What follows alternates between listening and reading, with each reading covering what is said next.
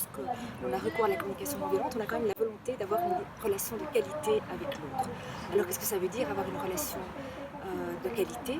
Eh bien, avoir une relation de qualité, ça veut dire de tenir compte de l'autre comme je tiens compte de moi, de tenir compte de ses besoins et des miens, et d'avoir une relation respectueuse de chacune des personnes à la relation. C'est une formation qui s'adresse à une douzaine de personnes, 12 maximum en fait.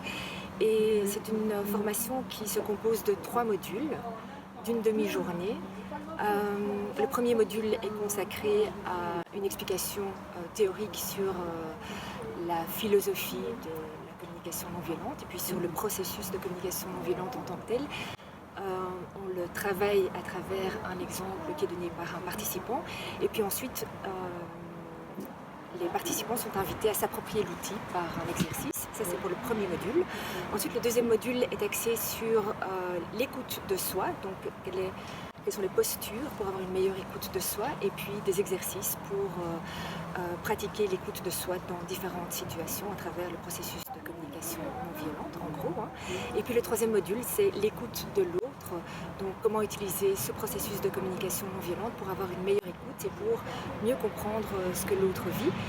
Et puis il y aura aussi une partie sur quelles sont les attitudes qui facilitent la communication et l'écoute de l'autre. Et donc ça fait sens de proposer une telle formation dans le cadre d'Incredible Company parce que l'objet social d'Incredible Company, c'est de redonner du sens et de remettre du lien entre les gens, de soi à soi, de soi à l'autre et de soi à la nature.